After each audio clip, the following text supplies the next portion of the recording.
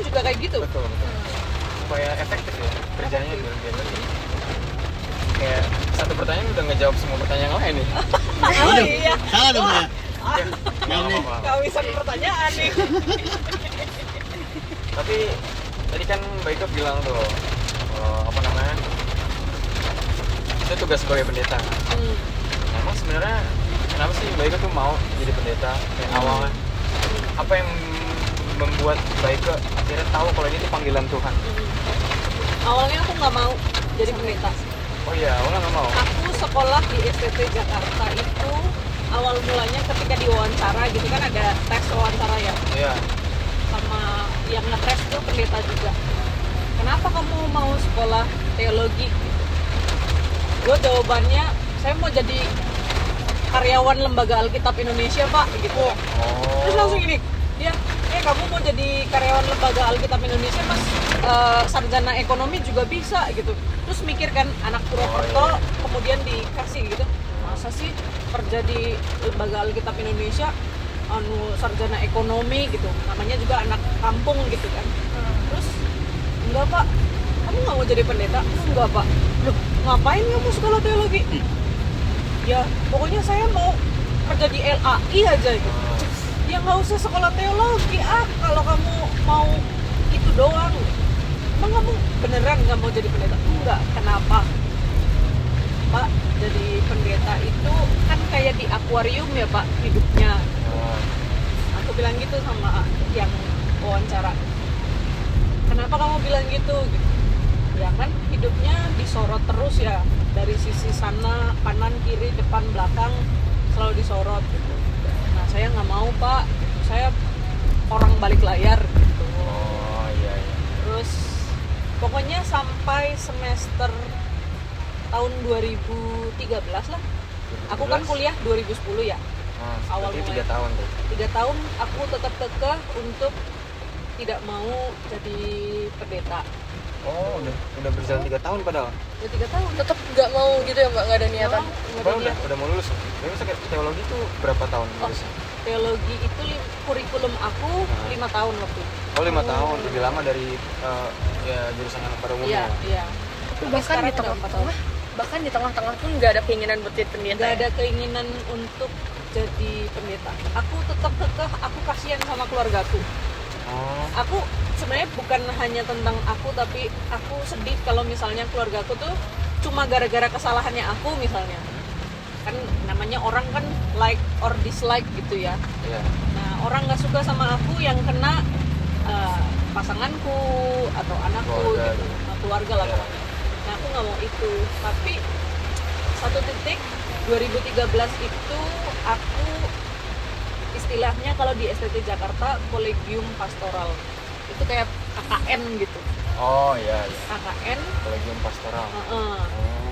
KKN di sebuah gereja kecil di daerah Bantul, namanya GKJ Jodok. Oh GKJ juga di situ. Kan ada 3 kali praktek, 3 kali KKN. Yang pertama di lembaga sosial, yang kedua di sinode asal, sama yang ketiga di lembaga di luar atau sinode yang berbeda. Nah aku baru yang tahap kedua nih. Di tahap kedua itu kerjaanku tiap hari kan 3 bulan. Tiap hari adalah keluar dari rumah yang punya rumah itu, aku tinggal di rumah jemaat, terus jalan kaki. Kan gereja kecil, jemaatnya cuma di sekitar gereja doang kan. Mayoritas petani dan guru. Di Bantul itu. Tapi sorry Mbak, aku potong. Bantul itu dia daerahnya apa? Pegunungan ke pantai? Oh, di pantai Parangtritis. Jadi itu di pesisir Parangtritis gitu. Ya. Jadi ada yang tani gitu, terus ada yang guru. Nah, aku jalan kaki kalau nggak naik sepeda gitu, sepeda pantel itu. Terus kerjaanku kan door to door duduk. Terus mereka kan secara otomatis karena nganggep bahwa mahasiswa teologi itu pendeta KW gitu ya, bawaannya pengen curhat kan. Oh iya pasti. Oh baiklah, duduk. Mereka cerita, dan mostly cerita itu adalah cerita yang tentang perjuangan hidup mereka, tentang kesedihan mereka gitu. Terus dari situ tuh aku kayak selesai itu kan diminta oleh kampus untuk bikin istilahnya verbatim. Verbatim itu laporan gitu. kayak apa yang kamu percakapan yang tadi kamu udah lakuin terus Oh. jadi Dirangkum. gitu, dirangkum. Transkrip bukan ya pokoknya itu ya. Pokoknya Ya. verbatim istilahnya gitu. Ya, oke. Nah, ketika bikin verbatim kan ke-recall ya Heeh. percakapan tadi siang atau tadi pagi. Kenapa ya aku menikmati mendengarkan cerita sedih ini? Terus dirasa-rasa gitu. Ini aku seneng deh hadir bagi orang yang menderita, hadir bagi orang yang punya pergumulan gitu. Dan kayaknya gereja salah satu tempat di mana pergumulan-pergumulan itu datang gitu. Orang datang ke gereja itu bukan orang yang apa cari happy doang kan gitu, tapi mostly mereka yang datang ke pendeta itu adalah mereka yang udah lagi berjuang atau udah kritis atau udah apa gitu. Nah kayaknya aku ngeliat kerja di mana ya yang kira-kira bisa dengerin susahnya hidup orang gitu. Kok kayaknya gue menikmati gitu. Makin lama enjoy gitu. Nah di situ aku kayaknya aku seneng deh hadir buat mendengarkan cerita sedih mereka, terus jadi temen yang dengerin mereka gitu, jalan sama mereka gitu. Nah itu tuh yang akhirnya mengubah paradigma. Iya ya Tuhan, kayaknya aku jadi pendeta aja kali ya gitu. Oh dari situ akhirnya baru ngerasa oh ternyata emang ini. Iya, nah, tapi itu kelar dari KKN itu ceritanya ya masih bergumul lagi kan. Apa aku jadi guru agama aja Oh gitu iya, jadi nggak instan langsung Nggak dapet instan gitu ya. langsung gitu. Aku udah Masih nyoba jadi guru agama dulu kan. Aku sempat ngajar jadi guru. Oh, Nah, nggak tau lah jalannya Tuhan gitu ya. Ketika aku mengajar jadi guru, pertama tuh kan guru kontrak, guru pengganti cuti. Itu kan ada guru-guru yang hamil, terus kita jadi guru kontrak pengganti cuti.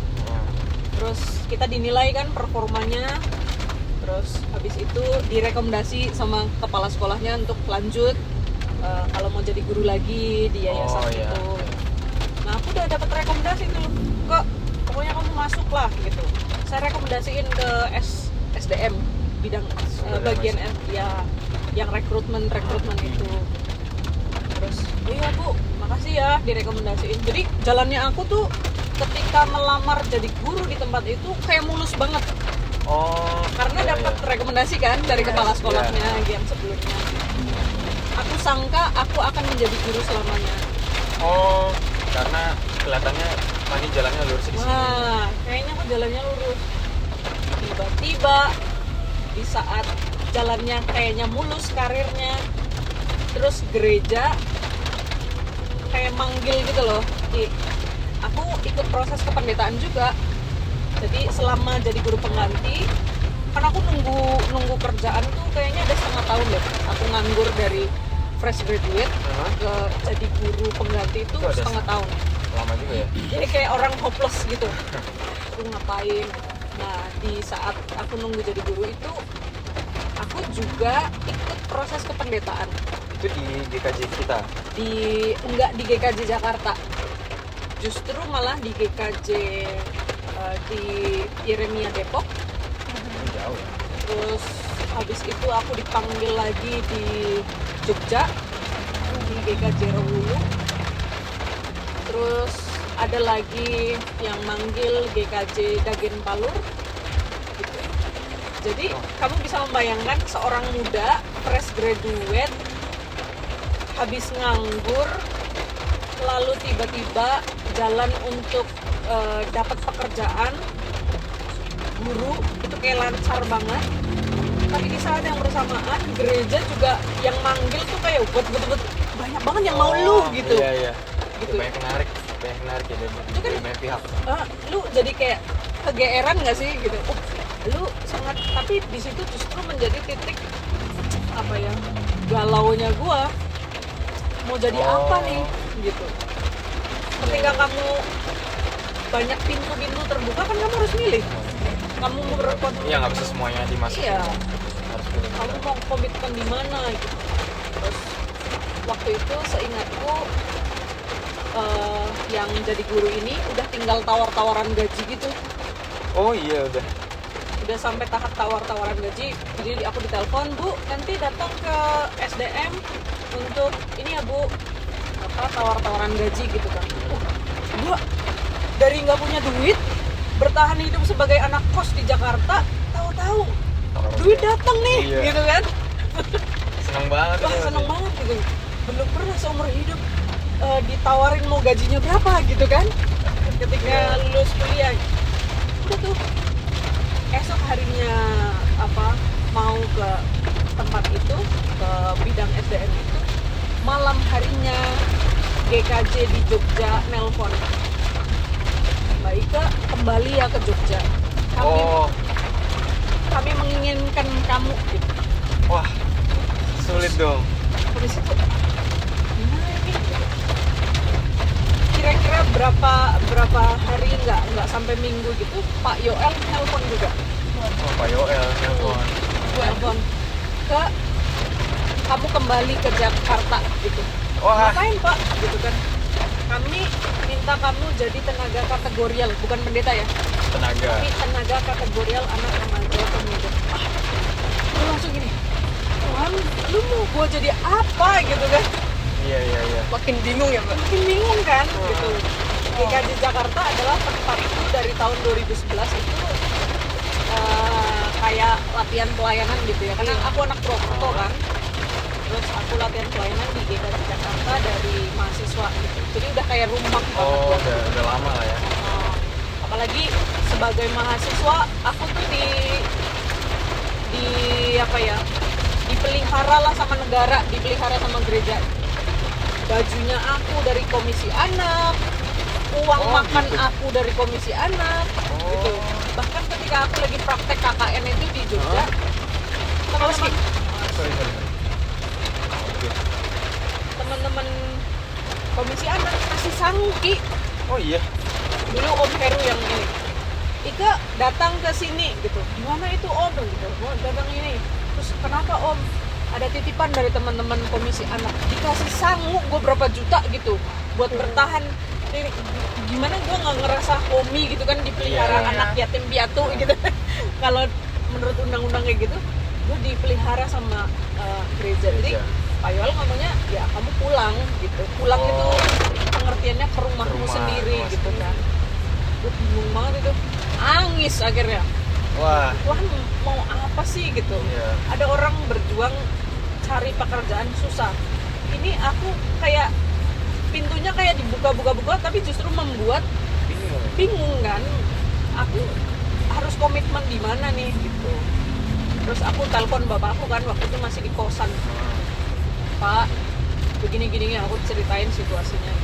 Terus kalimat bapakku yang aku ingat adalah, Pak, yang di guru ini aku udah tinggal tawar-tawaran gaji gitu. Terus tapi kalau yang di GKJ Jakarta ini aku belum jelas apakah mau jadi pendeta Jadi apa? atau jadi apa, karena cuma dibilang tenaga kategorial, mereka juga tidak bisa menjanjikan sampai kapan. Terus kalimat bapakku adalah, kalau kamu mau cari jenjang karir, kamu ambil aja guru itu. Kalau guru, bapakku kan juga guru ya, Oh. maksudnya ada jenjang sertifikasi, kamu mungkin jadi wakil kepala sekolah, pengawas gitu kan, ada jenjang karirnya. Kalau kamu mau jenjang karir, kamu ambil tawaran guru itu. Tapi kalau kamu berniat untuk melayani, siap miskin, kamu ambil gereja. Terus, wah, itu gue diem aja kan. Kok jawabannya gitu, tidak memberi jawaban tapi malah kasih pilihan gitu kan. Iya. Akhirnya ya udah gue menginikan, tapi aku ngambil pilihan yang gambling justru. Pilihan yang gambling itu GKJ Jakarta. Iya, Jakarta. Tenaga Karena- kategorial. Iya, karena padahal Rewulu itu, GKJ Rewulu dia maunya udah firm kan jadi pendeta, udah jelas gitu lah. Tapi dan di tempat lain memang prosesnya untuk jadi pendeta. Tapi di GKJ Jakarta ini gambling. Kamu nggak tahu masa depanmu tuh mau jadi apa sebenarnya gitu. Karena majelis belum bisa memutuskan apakah benar-benar mau dipendetakan atau enggak. Apa ya, gue mau ngambilnya yang gambling gitu pada waktu itu. Alasan aku ngambil tawaran GKJ Jakarta karena aku ngerasa itu rumah. Gitu aja, sesimpel itu aja. Rumah, lalu alasan yang kedua hutang budi, hutang kebaikan gitu. Itu aja. Kalau aku mau hutang kebaikan, masa iya Tuhan nggak mau melihara aku gitu. Itu doang. Akhirnya udahlah, aku jalanin tenaga kategoran dari 2016 sampai 2017 akhir belum ada kepastian apakah mau jadi pendeta atau enggak. Udah bawang bombaynya udah kayak Tuhan mau apa sih gitu. Aku udah ngambil pilihan ini gitu. Akhirnya yang di sana-sana aku tolak-tolakin kan. Apa yang menarik dari jabatan majelis gitu? Kayaknya seorang majelis tuh perlu mempertimbangkan keseimbangan pelayanan di gereja dan dengan di rumah. Yes. Yes lagi. Kenapa ini yes? Yes. Kenapa nih? Kenapa nih? Iya, yes. Karena Baike sebagai pendeta pun ya ibu ya. Kadang-kadang ketika ngerasa anakku nggak mau ditinggal, terus ibu boleh nggak tugas? Tidak, ibu kan sudah tugas tadi gitu. Aku tahu di fasenya dia itu fase ingin bersama celingi sama klingi ya sama ibunya gitu. Dia ingin selalu dekat sama ibunya dan itu wajar, itu fase tumbuh kembangnya si anak kan. Dia pengen bermain bersama orang terdekatnya gitu, tapi dia nggak bisa karena ibunya harus pergi pelayanan gitu kan. Nah, ada cerita-cerita lain dari anak mantan majelis yang kemudian boleh nggak, papaku kan udah ini ya 2 periode 6 tahun jarang di rumah. Aku selama sekolah SD nggak pernah diantar papa, nggak pernah dijemput papa gitu karena papa dari kantor langsung ke gereja. Kapan sampai ini Tania sedih. Enggak aman. Tadi yang komplain ini Tania sebenarnya. Abis ini Tania yang curhat ini. Itu tuh apa namanya? Aku pengen papaku di rumah dulu gitu. Nah, di situ aku kemudian menggumuli kayaknya seorang pendeta, seorang majelis itu perlu deh menyeimbangkan hidup antara melayani umat Tuhan di gereja dengan melayani keluarganya, supaya ketika kamu pergi melayani umat, keluargamu nggak kehilangan. Betul. Makanya semuanya tuh harus seimbang. Betul. Ibaratnya Tuhan nggak cuma di gereja. Betul. Tuhan itu di mana-mana gitu. Betul. Terutama di keluarga kita juga penting. Supaya keluargamu kayak nggak ngerasa gereja mengambil waktu papaku gitu. Gereja ngambil peran mamahku. Nanti jadi judul sinetron ya Mbak? Iya ya. Kan bikin series aja gimana? Bapakku diculik gereja. Bapakku diculik gereja. Cocok Ki. Waduh, pemerannya lu ya. Gue jadi apa? Jadi papa ya? Jadi bapaknya lah. Jadi Tania Suski. Anaknya Tania.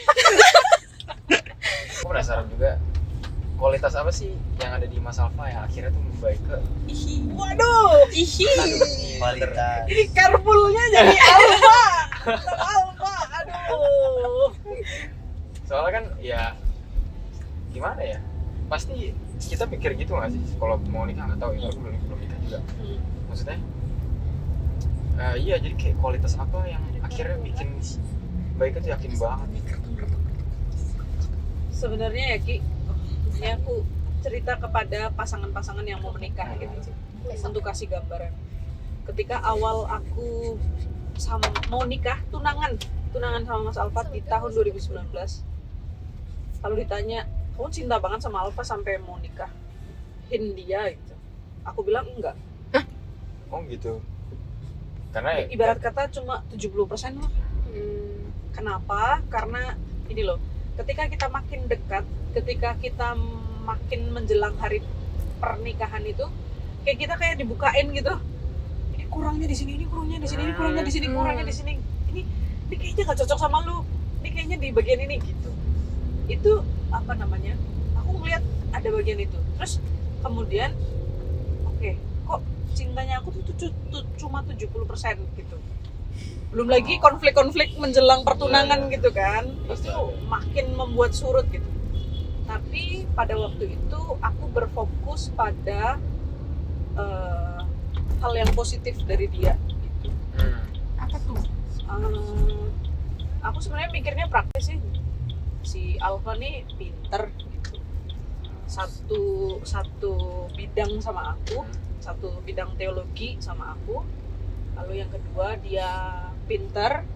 Aku mengagumi cowok-cowok pinter gitu ya. Terus kayaknya dia bisa nolong aku ketika nanti aku kewalahan menghadapi gereja gitu kan. Aku berpikirnya praktis, dia pintar, terus bisa bantu aku. Terus yang kedua gak jelek-jelek amat lah.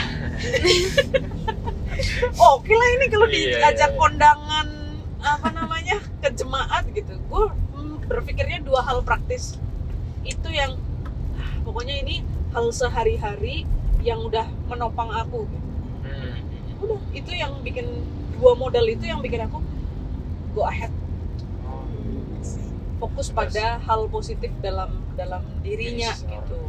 Ini bukan meminggirkan ini ya apa namanya hal-hal negatif pada diri seseorang, tapi aku yakin aku bisa apa namanya berjalan, kita sama-sama bertumbuh gitu. Nah terus ketika kami tuh dulu kalau pacaran tuh cuma ketemu seminggu sekali seminggu sekali. Janjian hari Minggu doang. Di hari Rabu doang. Oh, Sabtu Minggu nggak bisa ketemu, Ros. Kan Mas Alfa waktu itu juga jadi tenaga pendamping di GKI Kuitang.